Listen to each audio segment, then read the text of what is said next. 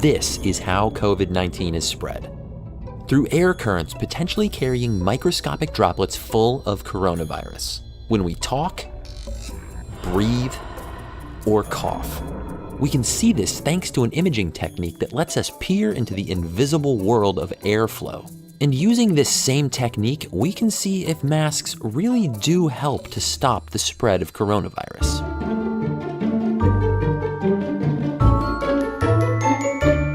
Hey smart people, Joe here. If you've been feeling confused about masks, what they do, what they don't do, whether or not you should wear one, well, I hope this video will help. And since I'm all by myself at the moment, I don't need to wear this or this. This is Matthew Staymates, a fluid dynamicist and mechanical engineer at the National Institute of Standards and Technology. And while stuck at home, he turned his garage into a lab. Using a technique called Schlieren imaging, he captured some incredible images of a world that's normally invisible to our eyes. If you've ever seen wavering distortions above a hot road, that fluttery mirage happens because different temperatures and densities of air bend light in different ways, like a fluid lens. And when we talk, warm air streams out of our mouths, meeting the sea of colder air around us. A Schlieren setup lets us see these tiny differences. A narrow source of light is bounced off a concave mirror towards a camera, with a thin metal blade blocking some of the focused light. As that light interacts with air and the space between, it's bent in ever so slightly different ways, creating shadows and bright spots in the final image. And as you can see in this video from my friend Derek at Veritasium, it lets us see everything from the helium coming out of a balloon to heat rising off of a candle.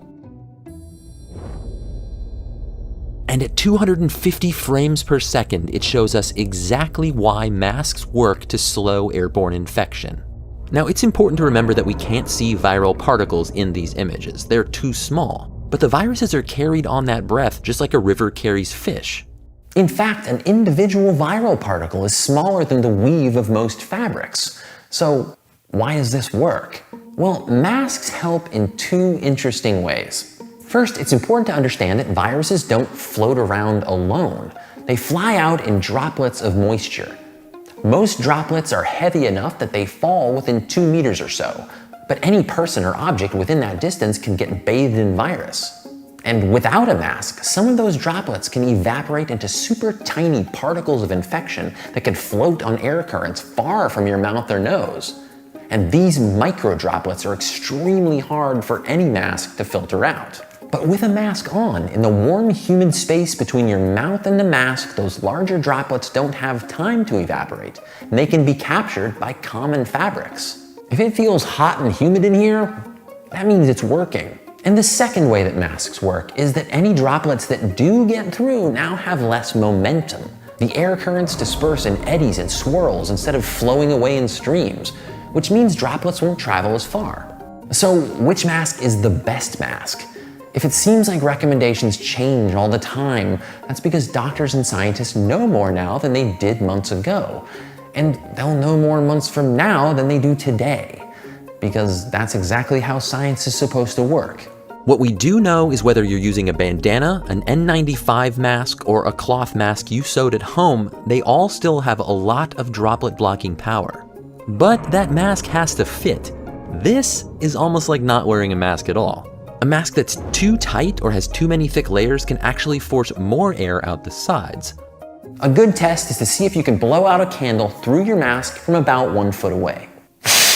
These Schlieren images are clear evidence that masks are effective, but the best science relies on multiple lines of evidence. Here's an experiment that we did with someone talking through a sheet of laser light, illuminating all of the micro droplets released as we speak. With a mask, those droplets are all caught. And this microbiologist sneezed, sang, talked, and coughed over petri dishes. A simple mask blocked nearly all of the germs, and even though this experiment detected bacteria and not viruses, they both leave our airway in the same respiratory droplets. It should be pretty clear to you now why masks work, and the body of research that proves that is getting stronger all the time. Links down in the description. But really, the most important question is, why should you wear a mask? You know, it's often said that masks aren't to keep you from getting sick, but to keep you from getting others sick. Wearing a mask can dramatically reduce the chance of spreading COVID. But that's a strange thing to think about, because you might think, well, I'm not sick. I've got a strong immune system, so I don't need to wear this. But we know that COVID-19 can go undetected, and almost half of infections may come from people who don't show symptoms. That could be you, or it could be the person next to you. And if it is, wouldn't you want them wearing a mask? They probably feel the same way about you. Can masks harm your health, like lowering your body's oxygen levels? No.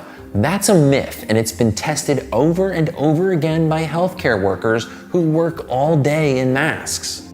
And masks won't stop the pandemic on their own. They're best used in combination with other safety measures like hand washing and physical distancing. Stereotypically macho people have actually been shown to resist masks more. I get it. Dudes, you don't feel cool, even though lots of cool dudes wear masks. Or maybe your nose itches, or your glasses fog up, your face is sweaty. That's no fun. I mean, I get it. For most people, wearing masks is new and weird and different. But there are lots of things that used to be weird and different until everyone just started doing them. I mean, umbrellas used to be viewed as completely feminine accessories for rich people and only used to shade the sun.